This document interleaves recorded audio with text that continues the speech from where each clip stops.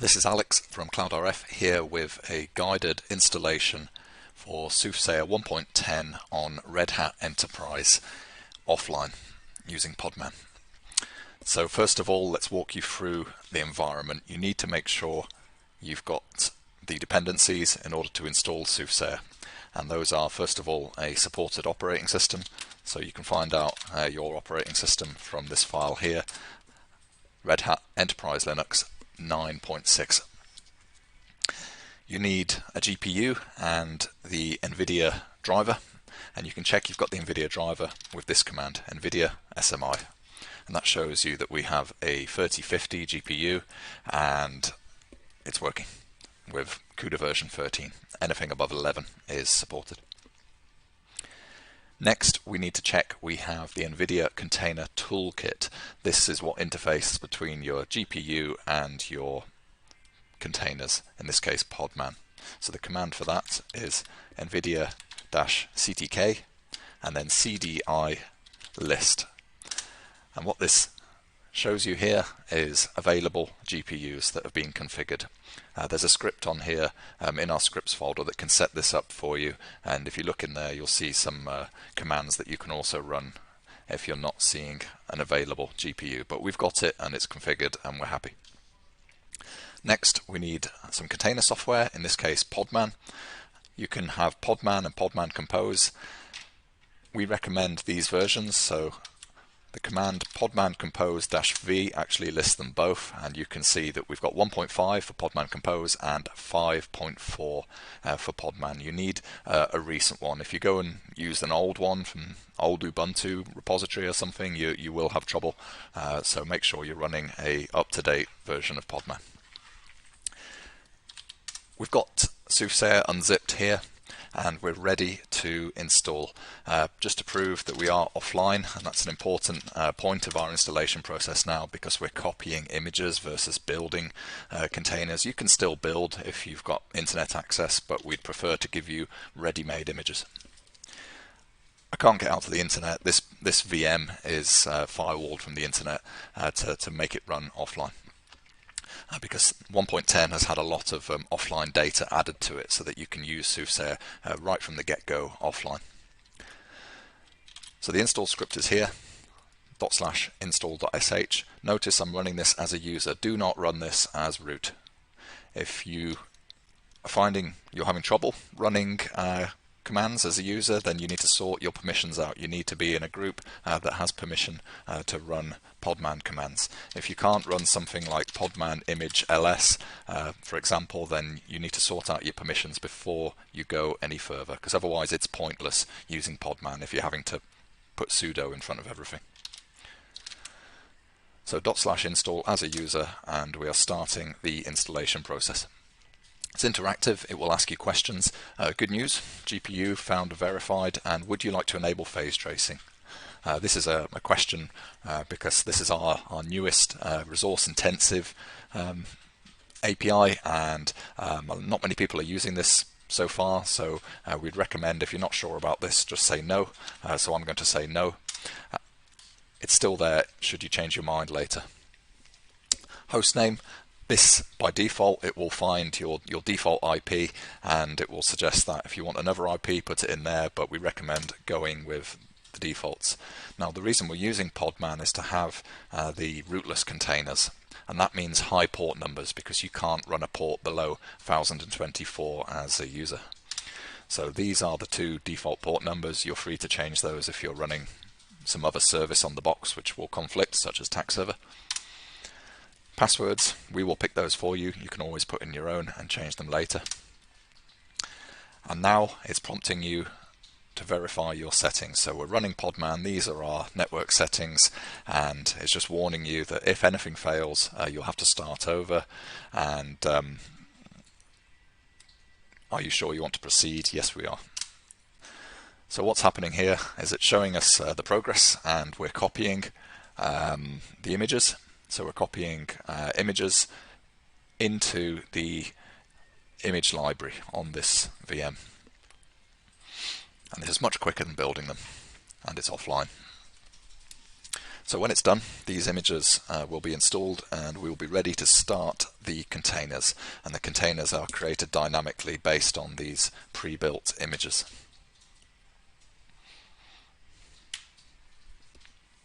You can see the Postgres 16 database there. Change in this release is Postgres no longer has a web GUI. We've removed that. You can still configure Postgres to be accessed remotely should you wish, but this comes with a health warning. So by default you can't get into the database remotely.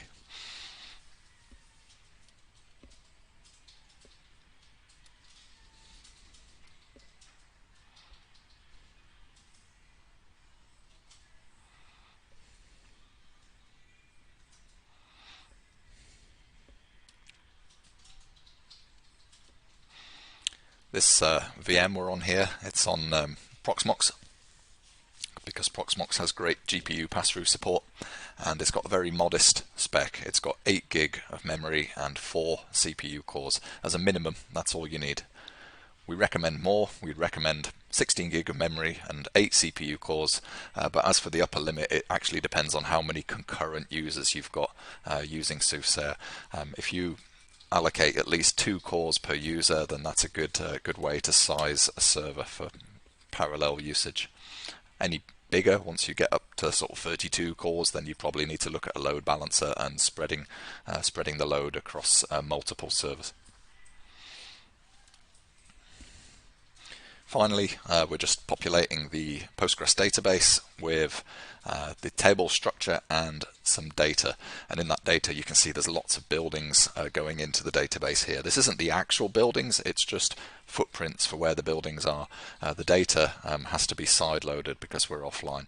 So we now offer data packages. You can get those from the support portal, and you install them using the install script. But now SOOTHSAYER comes with a test data set for the island of Ibiza. So you get some data to test the system to make sure it's working. Okay, we're at the end of the process now.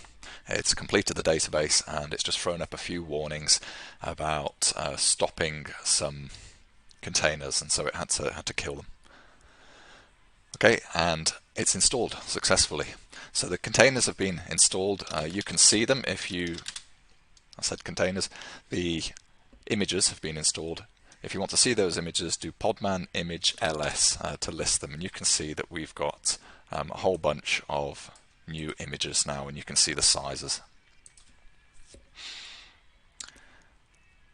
Now when we do start, this will actually make the containers, and so it will do the start script. It will create the containers. It's quite quick because all the images are already there.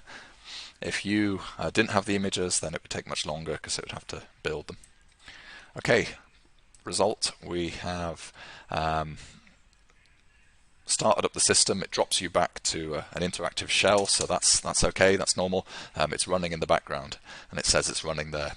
Here's the URLs to get to different things. We disabled phase tracing, so we're not getting to there, but you can put it back on if you change your mind. We're using a high port number, so we're going to go and need to get into the admin interface first of all. So let's go and copy that address here, and let's go and drop it into Chrome. Okay, and you'll notice site can't be reached, so I'm on the same LAN here, but I can't get to this box here because of the firewall. So Red Hat by default, it's an enterprise edition, it won't let you. So I'm just going to run a firewall command now to add that port. So the port is 8443 and it's /TCP. That was a success. So we added a port number. Let's go and reload, and now we can get to there. So that's quite a good failure because we got to show you some Red Hat networking. So let's just make that a bit bigger. And whilst I'm playing in here, I'm going to start tailing containers so you can see how to do that to investigate issues. So the first thing I need to do is log in as the admin. In previous releases, there'd have been a little link at the bottom here. We've done away with that now. You just log in here, because too many people were missing the link and trying to log in here. So we thought, well, why don't we just let them? So I can't log in with Soothsayer because I haven't set my password, or at least the password was set randomly. So I'm going to run scripts reset admin password and enter a new password of Soothsayer. So now I'm in, and I'm into the admin dashboard. What we're going to do now is license the system. Notice it says no license file found. So before we can go and do some testing, we really need to license this. So let's go and upload our license, and I'm just going to go and find my license and upload it. Okay, we've uploaded a license and the license is valid. So this is for Red Hat Test until the end of the year for 10 users. This device ID is based on the host, and it uses the OS system ID and the MAC addresses of your network interfaces. If you license it and then you change MAC addresses, you'll invalidate the license. So if you're going to change the network, do it before you request a license.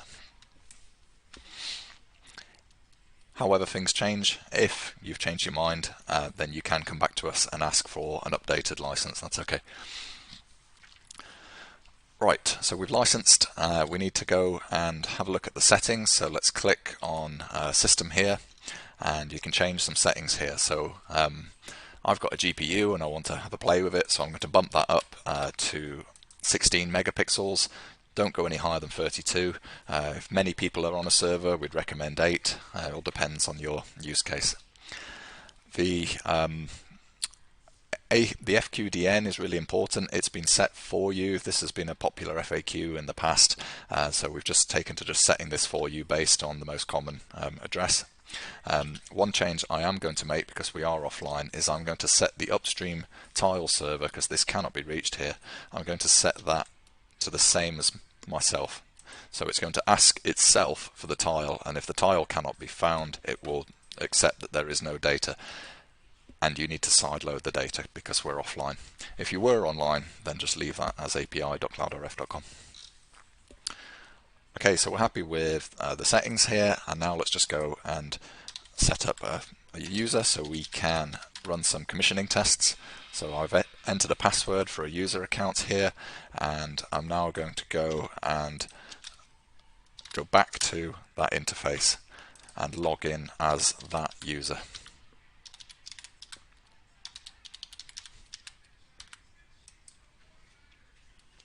Okay, I've logged in.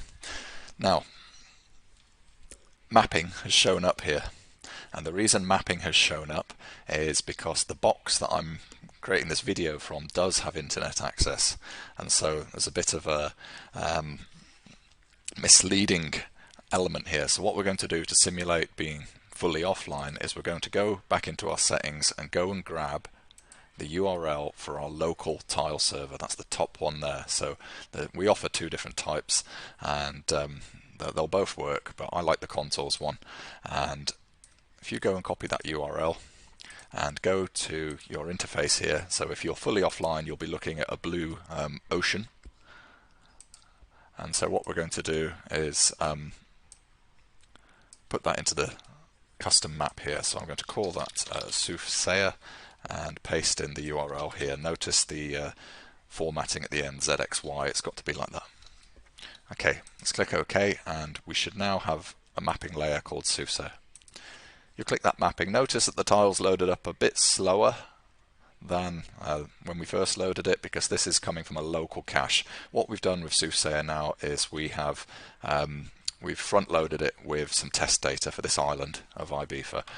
If you zoom out and look at the rest of the world, you may see some low resolution tiles, but you can't go and zoom in anywhere else. We've just provided a little bit of data, enough that you can test it.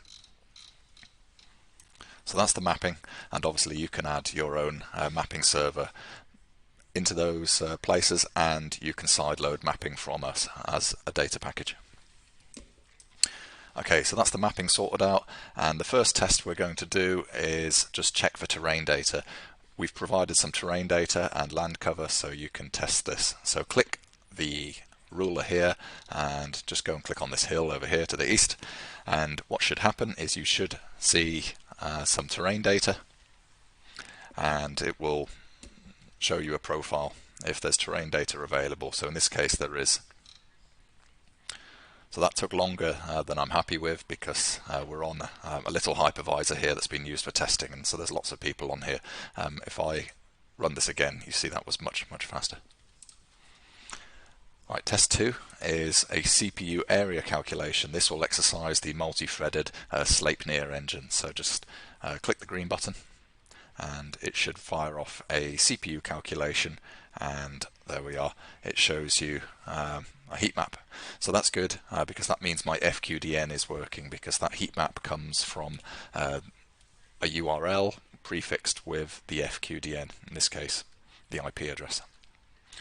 Final test is the GPU. The reason we go to all this effort to set up Container Toolkit and everything is so that we can do fast GPU calls like that. So that was 713 milliseconds. You can see the elapsed time in the bottom here. The delay, that strange delay, was a networking issue. The reason is I'm using Chrome. It tried to load up loads and loads of map tiles that didn't respond when I zoomed out and zoomed in, and Chrome is still moaning about it. If we just wait a few seconds and wait for Chrome to sort its life out and click the button again, it should be much faster.